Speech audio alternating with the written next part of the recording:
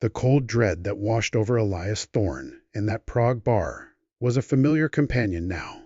It had been years since the Marseille arrests, but the shadow of the Serpent's scale never truly lifted. He had tried to outrun it, moving from city to city like a ghost, shedding identities like old skin.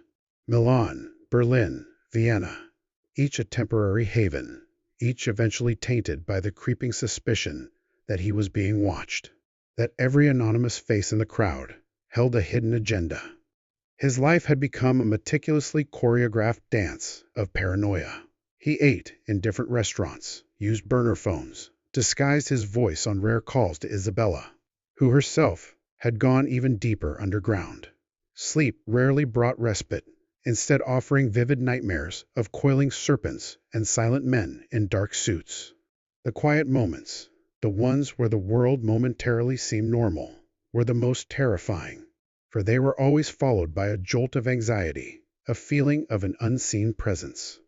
One crisp autumn morning in Vienna, a city he had hoped would offer some peace, Elias sat in a small cafe, the scent of fresh pastries and roasted coffee doing little to calm his frayed nerves. He was reading a local newspaper, trying to blend in, when a familiar symbol caught his eye in a small, almost ignorable advertisement for an art exhibition. A stylized serpent, subtly integrated into a geometric pattern. It was too close, too deliberate to be a coincidence. His heart hammered against his ribs.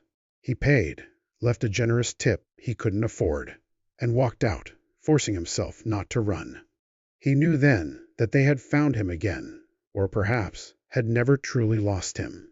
The assassination of the politician in Prague wasn't a random act. It was a message, a demonstration of the Serpent's scale's enduring power and their long memory. They weren't just an arms-dealing syndicate. They were a hydra, cutting off one head only for two more to grow in its place. Their true purpose extending far beyond mere profit, delving into political destabilization and the quiet manipulation of global events. Isabella confirmed his fears a week later, her voice a low crackle across a satellite connection. They've consolidated, Elias. Learn from the hit you dealt them. They're not just moving weapons anymore. They're moving influence, information, people. The scale is a corporate entity now, legitimate fronts hiding layers of black operations. The arrests in Marseille, a mere flesh wound. They're deeper, more pervasive than ever. And me? Elias asked, his voice hoarse. Am I still on the menu? A grim chuckle. You're not on the menu, Elias. You're a constant reminder, a loose end, a warning to others.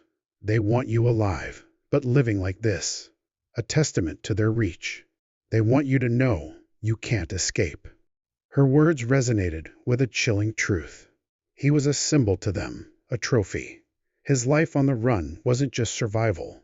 It was a slow, psychological torture, orchestrated by an unseen enemy.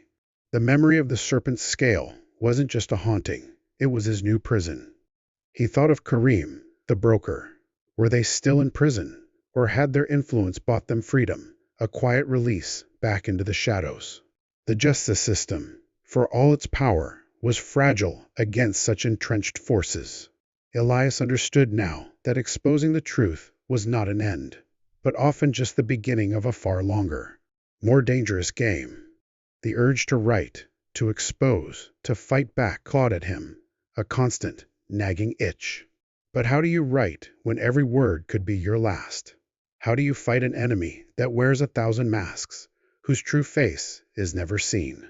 He tried to put his experiences on paper, but the words felt inadequate, hollow. How could he convey the suffocating dread, the insidious reach of an organization that could touch you even from across continents?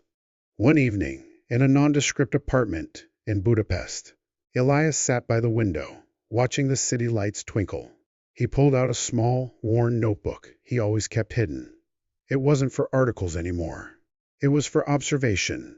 He had started documenting everything he saw, every strange encounter, every subtle sign that the Serpent scale was still active. A seemingly random protest organized with unusual efficiency, a sudden shift in local politics, and a new, suspicious company opening up shop. He was still a journalist, even if his audience was only himself. He was still chasing ghosts, but now he understood they were real, tangible specters that moved among the living, orchestrating chaos for unseen gains. He might not be able to dismantle them, but he could bear witness. He could remember.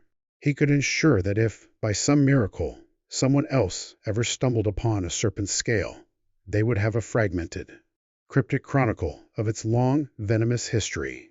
It was a defiant act of remembrance, a quiet rebellion against the silence they wished to impose. The coffee shops, the train stations, the anonymous hotel rooms, they were no longer just places to hide. They were his observation posts. The cost of exposing the darkness was indeed a lifetime spent in its shadow. But Elias Thorne, the freelancer who had once chased stories for stale bread and lukewarm tea, had found a new, more profound purpose in his perpetual exile. He was the chronicler of the unseen war, a silent sentinel against the serpent's enduring poisonous reign.